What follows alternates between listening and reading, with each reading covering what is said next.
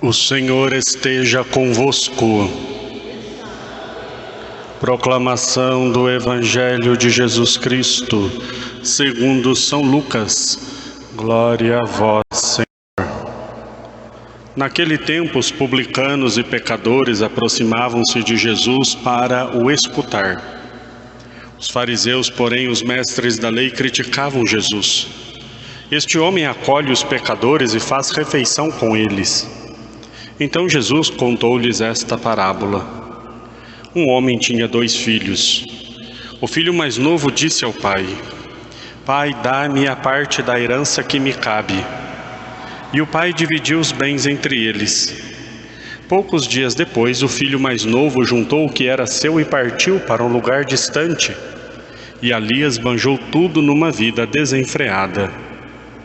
Quando tinha gasto tudo o que possuía, houve uma grande fome naquela região, e ele começou a passar necessidade. Então foi pedir trabalho a um homem do lugar, que o mandou para o seu campo cuidar dos porcos. O rapaz queria matar a fome com a comida que os porcos comiam, mas nem isto lhe davam. Então caiu em si e disse: Quantos empregados do meu pai têm pão com fartura, e eu aqui morrendo de fome? Vou-me embora. Vou voltar para o meu pai e dizer-lhe: Pai, pequei contra Deus e contra ti. Já não mereço ser chamado teu filho. Trata-me como a um dos teus empregados. Então ele partiu e voltou para seu pai. Quando ainda estava longe, seu pai o avistou e sentiu compaixão. Correu-lhe ao encontro, abraçou-o e cobriu-o de beijos. O filho então lhe disse: Pai, pequei contra Deus e contra ti. Já não mereço ser chamado teu filho. Mas o pai disse aos empregados: Trazei depressa a melhor túnica para vestir meu filho, e ponde um anel no seu dedo e sandálias nos pés. Trazei um novilho gordo e matai-o. Vamos fazer um banquete. Porque este meu filho estava morto e tornou a viver, estava perdido e foi encontrado. E começaram a festa. O filho mais velho estava no campo. Ao voltar, já perto de casa, ouviu música e barulho de dança. Então chamou um dos criados e perguntou o que estava acontecendo. O criado respondeu: É teu irmão que voltou. Teu pai matou o novilho gordo, porque o recuperou com saúde. Mas ele ficou com raiva e não queria entrar. O pai, saindo, insistia com ele. Ele, porém, respondeu ao pai: Eu trabalho para ti há tantos anos, jamais desobedeci a qualquer ordem tua, e tu nunca me deste um cabrito para eu festejar com meus amigos. Quando chegou esse teu filho que esbanjou teus bens com prostitutas, matas para ele o novilho cevado. Então o pai lhe disse: Filho, tu estás sempre comigo, e tudo o que é meu é teu. Mas era preciso festejar e alegrar-nos, porque este teu irmão estava morto e tornou a viver. Estava perdido e foi encontrado. Palavra da salvação. Glória a vós, Senhor.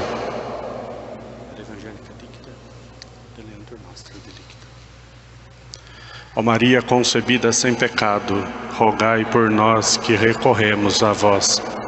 Em nome do Pai, e do Filho, e do Espírito Santo. Amém. Irmãos e irmãs, neste 4º domingo do tempo da Quaresma, este Evangelho, tirado de São Lucas, no capítulo 15, uma das 3 parábolas da misericórdia contada por Jesus. Jesus acolhe os pecadores, Jesus faz refeição com os pecadores. No tempo de Jesus, fazer refeição com uma pessoa tinha um significado muito importante.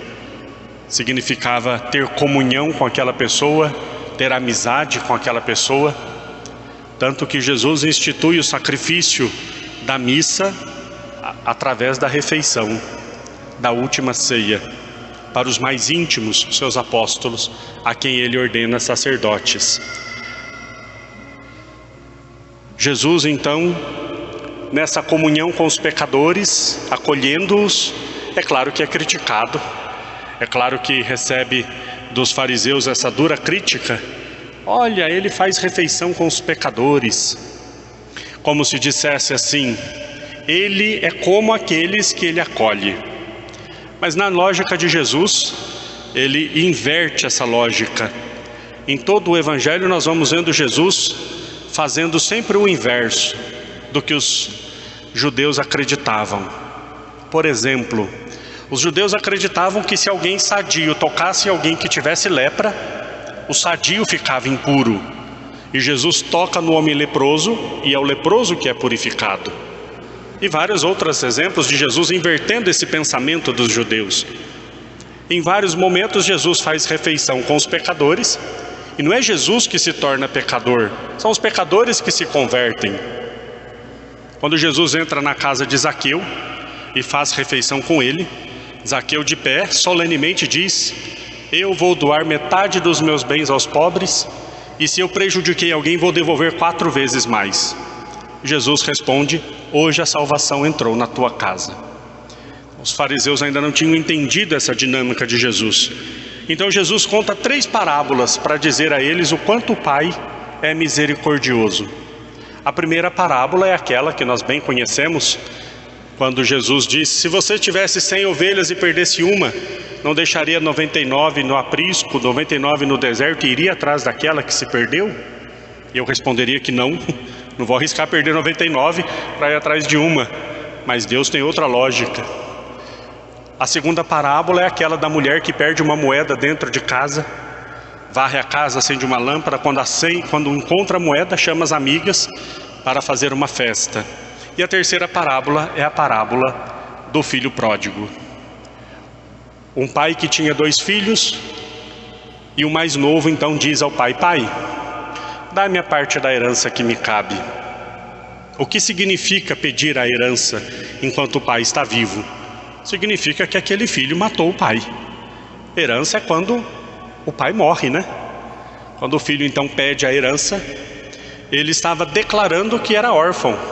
Pai, eu quero a minha parte da herança. O pai entrega, dá o que lhe é de direito, e ele vai para uma região longe e esbanja todos os seus bens. Só um parênteses para nós nos atentarmos aos detalhes das leituras e como às vezes nós ficamos meio...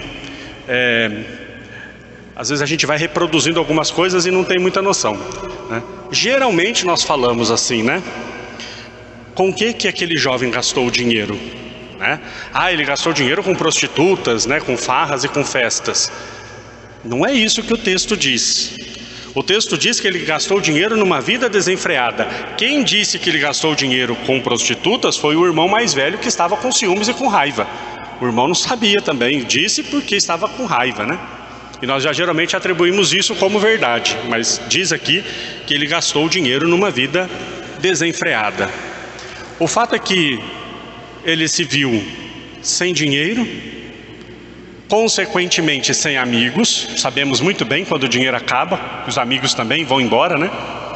Os amigos de festa, os amigos de farra, quando o dinheiro acaba, eles também vão procurar outros caminhos. Foi pedir emprego a um homem do lugar, mandou que ele fosse cuidar de porcos. Isso é muito significativo porque os judeus tinham os porcos como um animal impuro. Um animal impuro. Então imagina a decadência dele ter que cuidar dos animais que eles consideravam impuros. E pior ainda, com fome, a ponto de querer comer a comida que eles comiam, e nem isso ele podia comer. Quando esse homem se encontra nesta situação, acontece 2 movimentos na vida desse homem, 2 atitudes. E essa atitude é um modelo para nós também. Esse homem encontra a sua conversão. Semana passada o grande tema da liturgia da palavra era a conversão. E aqui então nós vemos na prática acontecendo isso. A conversão. Semana passada Jesus contou duas histórias de tragédias que aconteceram e depois ele dizia, se vocês não se converterem, vocês vão morrer da mesma forma. Vocês lembram do Evangelho? Se vocês não se converterem, vão morrer da mesma forma. Tá bom, e como é que é essa conversão? O Evangelho de hoje nos ajuda. Primeira atitude daquele homem foi uma atitude de voltar-se para si mesmo. Ele olha ao redor, olha a própria situação. Imagina que situação degradante, sujo, maltrapilho, talvez meio fedorento, no meio de porcos, tentando comer aquela comida que não é grandes coisas, e nem isso ele conseguia. Quando ele olha para o estado em que ele estava, ele cai em si, diz o texto, ele caiu em si, e lembrou, falou, quantos empregados de meu pai têm pão com fartura? O meu pai não trata os empregados como eu estou sendo tratado aqui. Ele cai em si, primeiro o movimento da conversão, cair em si, o que eu estou fazendo da minha vida? O que eu estou fazendo da minha vida? Meu Deus, que situação que eu estou! Mas ele não para por aí, e aqui é a chave. Nós não podemos parar nessa primeira fase. Que ele poderia, talvez, se remoer um pouco e continuar daquele jeito. Aí vem o segundo movimento, a segunda atitude, o que ele faz? Ele se levanta e volta para a casa do pai. Primeiro é uma tomada de consciência. Olhar ao redor e dizer, o que eu estou fazendo da minha vida? Segundo, levanta de onde está e volta para a casa do pai. É claro que ele não sabia o que encontrar. Ele planejou um discurso, e um discurso muito correto e muito bonito. Pai, pequei contra o céu e contra ti. Ofendi a Deus, porque Deus disse, honra pai e mãe. Pequei contra ti, porque eu matei o Senhor no meu coração. Eu não sou digno de ser chamado teu filho. Mas tenha misericórdia e me trata como um dos teus empregados. E aquele jovem voltou para casa. Imagina quando ele saiu de casa, cheio de dinheiro, talvez cheio de sonhos, de esperanças, de entusiasmo, se afastando da casa do pai e talvez até meio que praguejando, nunca mais eu volto, nem preciso mais disso, agora eu tenho muito dinheiro, nunca mais eu preciso me sujeitar às ordens de meu pai, nunca mais eu preciso dar satisfação de nada, sou livre, e foi embora feliz. E talvez pelo mesmo caminho que ele foi, ele está agora voltando, cabeça baixa, envergonhado, na dúvida se o pai vai acolher ou não. O que meu pai vai me dizer? Talvez o pai pudesse olhar e dizer, não vos conheço, você não é órfão? Talvez o pai pudesse dizer, vai-te daqui embora. Talvez o pai pudesse dizer, vai atrás dos seus amigos. Ele volta, ensaiando aquele discurso. Pai, pequei contra o céu e contra ti, não sou digno de ser chamado teu filho, mas trata-me como um dos teus empregados. E aí ele chega. De longe, o pai o avista. É Deus conosco. Às vezes nós estamos sujos pelo pecado, às vezes nós estamos marcados pelas decepções da vida, e de longe Deus nos avista e corre ao nosso encontro. O pai nem esperou o filho chegar, correu-lhe ao encontro, talvez já de idade, sofrido, abatido, correu ao encontro do filho. O filho ainda tentou, pai, pequei contra o céu e contra ti, não sou digno de ser chamado teu filho. E ali o pai interrompe o discurso. Ali o pai interrompe o discurso, porque ele é filho. E chama o empregado e diz, traz depressa a túnica, a sandália e o anel, porque é meu filho que está aqui. E começa a festa. Deus faz festa. Que coisa boa saber que tem festa no céu, né? Que coisa boa saber que tem festa no céu. O céu é uma festa. E essa festa fica ainda mais alegre todas as vezes que um filho volta para a casa do pai. Todas as vezes que um filho cai em si e toma a resolução e tem a atitude de voltar para a casa do pai. Começa a festa, começa a dança e chega o irmão mais velho. O que está acontecendo? Teu irmão voltou e o seu pai matou o novilho cevado.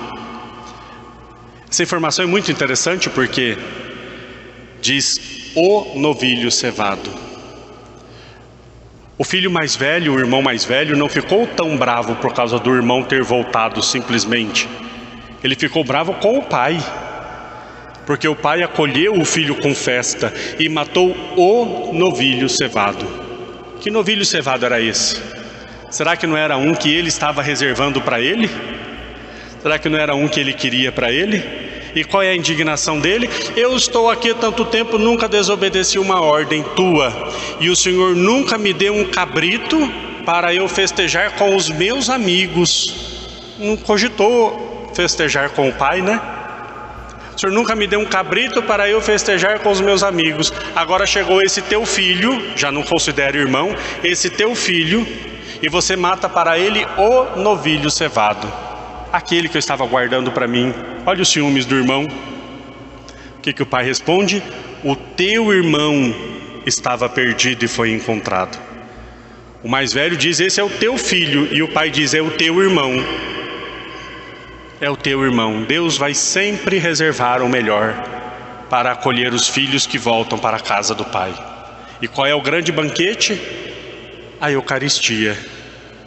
O banquete dos filhos, o alimento dos filhos. E quem tem ciúmes da conversão dos irmãos, como esse mais velho, ficou de fora da festa. Saibamos também nós, queridos irmãos e irmãs, a nos alegrarmos com aqueles que voltam para a casa do Pai. Mas mais do que isso, sejamos nós aqueles que tenhamos a coragem de voltar correndo para os braços do Pai, voltar depressa para os braços do Pai, sem nos questionarmos o que acontecerá. O que vai acontecer é justamente isso: o Pai que nos acolhe, que nos abraça e que nos devolve a dignidade de filhos. Sandália nos pés, a túnica e o anel nos dedos, porque nós somos filhos de Deus, filhos do Altíssimo, e Ele nos ama dessa forma. Amemos a Ele também como um Pai que nós queremos sempre agradar e fazer a sua santa vontade. Louvado seja nosso Senhor Jesus Cristo, para sempre seja louvado.